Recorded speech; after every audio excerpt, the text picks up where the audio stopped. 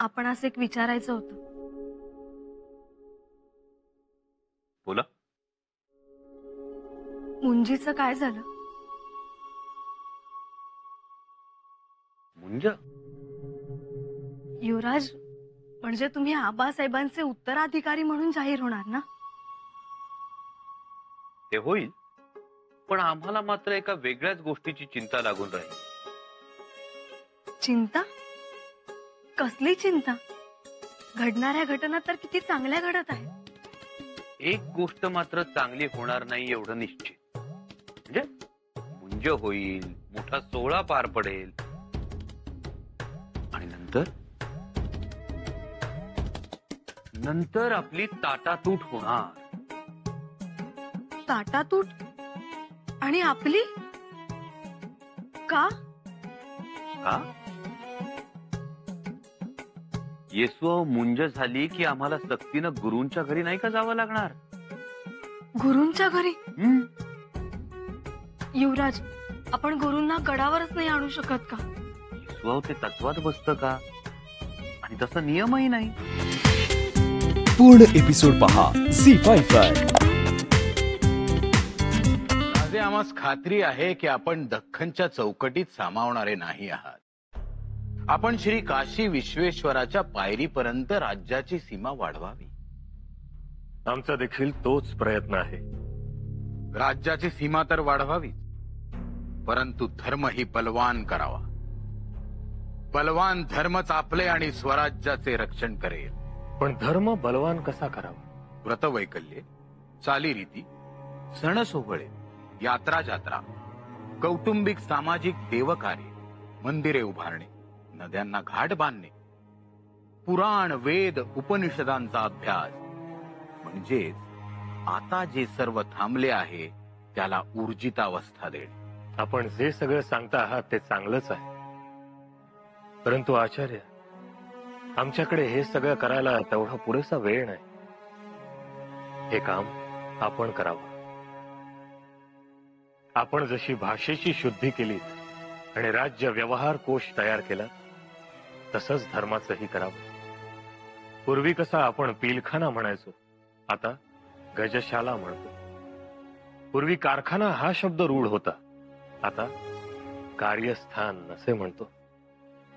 पूर्वी हसूरल अजरत मफूरल म्हणायचो, आता राजमान्य राजेश्री असा मजकूर लिहितो. भाषेतील हे बाटिकपण जसं आपण दूर केलं, तसंच धर्माचंही करावं. आम्ही नाही समजलो. म्हणजे धर्मानं आपल्याला जसं सांगितलंय, साता समुद्रापलीकडे जायचं नाही, ते पाप असतं. म्हणून आपल्यातला एकही जण परदेशी गेला नाही. पण हे परदेशी, ते मात्र समुद्रातील वाऱ्या वादळाशी झुंजत इथे आले, आणि केवळ इथे आलेच नाही तर इकडचे राज्यकर्तेही झाले. आम्हाला हे सगळे समज बदलायचे आहे. आम्ही देखील हाच समज धरून पुढे गेलो असतो तर आपला आरमार कधीच उभं राहिलं नसतं. हे मात्र मान्य. खरं म्हणजे आपला देश दर्यावरती, परंतु गेल्या 1000 वर्षांपासून आपण आपली नाविक विद्याच विसरलो. आणि असा देशाला विकलांग करणारा धर्म आम्हाला नकोय.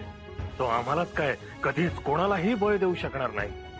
आरत्या धुपारत्या उदबत्त्यांच्या धुरातला धर्म नकोय आम्हाला.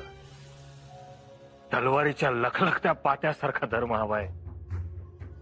आणि आचार्य, हे काम आपलं. परंतु महाराज. आचार्य, आम्हाला गावोगावी पाण्याची तळी बांधायची, पाणवठे शुद्ध करायचे. लोक त्याच पाण्यात जनावरं बसवतात, तिथेच बायका भांडी विसळतात, आणि म्हणून नारू सारखे रोग होतात. म्हणून आड उंच ठिकाणी बांधायला हवा. उंदरांमुळे पटकी येते, गावाच्या गावं ओसाड होतात. यावरही आम्हाला काही उपाययोजना करायच्या. आचार्य, आम्हाला अनेक धरणं बांधायची, गावोगावी लाल माती अंथरायची. आपल्या स्वराज्यातलं प्रत्येक लेकरू, प्रत्येक पोर पोटभर जेवलं पाहिजे. आऊसाहेबांनी त्यावेळी लोकांना दगई दिल्या, विहिरी खणल्या, शेतात नांगर दिलं, उद्योगासाठी बिनव्याजी भांडवल उभं करून दिलं. आता याच सगळ्या गोष्टींकडे आणखीन लक्ष देऊन त्या अधिक सक्षम, अधिक सशक्त करायला हव्या. आम्ही बाळराजांच्या मुंजीबद्दल बोललो. कामात काम झालं असतं एवढाच आमचा उद्देश होता. मग काय म्हणाले महाराज? महाराज म्हणाले, आम्ही बाळराजांच्या बाबतीत धास्तावलेले असतो. धाकट्या वेळी आता तुम्हीच सांगा. बाळराजांची मुंज करा असं म्हणालो, त्यात वावगं असं काय बोललो आम्ही? काही वावगं बोलला नाही तुम्ही. आणि चिंता करू नका, महाराज आणि गागा भट्ट बसलेत ना, ते योग्य तोच निर्णय घेतील. मग बाळराजांची मुंज होईल? हो, महाराज जरी तुम्हाला स्पष्ट बोलले नसले तरी गागा भट्टांना ते 2 मुंजींची सिद्धता करायला सांगतील. मग तर देवच पावला म्हणायचं. होईल हो सगळं ठीक. आणि समजा निर्णय झाला नाही किंवा विसरलेच तर आम्हीही सांगू महाराजांना मुंज करा म्हणून. म्हणजे तुम्हालाही आमचं म्हणणं पटतंय ना? पटतंय. आता आम्ही सगळं तुमच्यावरच सोपवलंय.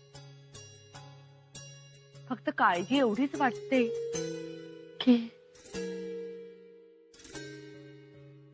बोला थोरल्या बाईचे.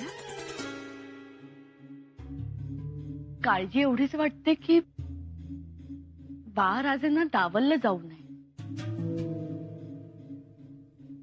तसं काहीही होणार नाही हो. उलट शंभूराजांची मुंज उशिरा होत असली तरी बाळराजांची मुंज लवकर होईल. थोरल्याबाई साहेब, हा हार बघा. घडणावळ चांगली आहे. उद्याच्या मुंजीत घाला. खूप साजऱ्या दिसाल. महाराज, आपले विचार निशंकपणे काळाला भेदून जाणारे, परंतु या गोष्टीस अधिष्ठान ईश्वराचे. मुघलांच्या उन्मत्त तलवारी पायदळी तुडवीत 32 मण सोन्याचे आसन उभे करणे हा आम्ही ईश्वरी चमत्कार समजतो. पण आचार्य, एक विचारू? जरूर.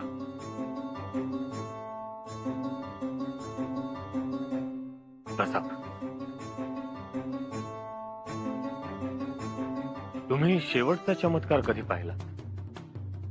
पाहिला नाही, ऐकला. तुकाराम महाराजांच्या गाथा इंद्रायणीतून वर आल्या. चमत्कार असतो. आम्ही मानतो ते चमत्कार वेगळे आहेत. वेगळे चमत्कार कोणते? आम्ही चमत्कार मानतो तो युद्धामध्ये आमच्या बरोबर आमचा घोडा देखील जिद्दीनं उभा राहतो, तो चमत्कार. आपल्या पोराबाळांना घरात सोडून येऊन स्वराज्यासाठी लढायला येणारा मावळा, तो चमत्कार. त्याच्या जाण्यानंतर कसोशीनं आपला संसार सांभाळणाऱ्या माता माऊलींचं कणखर काळीज, हाही एक चमत्कार. आचार्य, स्वराज्य हे कोणत्या धार्मिक चौकटीत बसवण्यासाठी निर्माण झालेलं नाही. आमचं हे राजकारण देखील कोणत्याही धर्माच्या मंगल तत्वांवर आधारित नाही. तरी देखील आमच्या श्रद्धेनुसार आमचं हे राज्य हे श्रींचंच राज्य आहे असंच आम्ही मानतो. परंतु रयतेनं मात्र हे राज्य स्वतःच मानलं. इथे धर्म एकच, रयतेच्या सुखाचा धर्म. आणि म्हणूनच आपला मुंजीचा प्रस्ताव आम्ही नम्रपणे नाकारतो आहोत. परंतु महाराज, मुंज तर करावीच लागेल. तो धार्मिक विधी आहे आणि जरुरी आहे. आपणही मुंज केली होती. आम्ही मुंज केली होती, त्यानंतर राज्याभिषेकही केला होता. पण त्यामागचं कारण वेगळं होतं. रयतेच्या स्वातंत्र्यकांक्षेचा, स्फुल्लिंग चेतवण्याचा तो राज्याभिषेक नव्हता आचार्य. ती मराठमोळ्या अंतःकरणाची उभ्या हिंदुस्थानास दिलेली ऊर्जस्वी हाक होती. म्हणजे मुंज होणार की नाही, क्षमा असावी आचार्य, पण आता त्या गोष्टीची गरज नाही. पूर्ण एपिसोड पहा झी5 वर.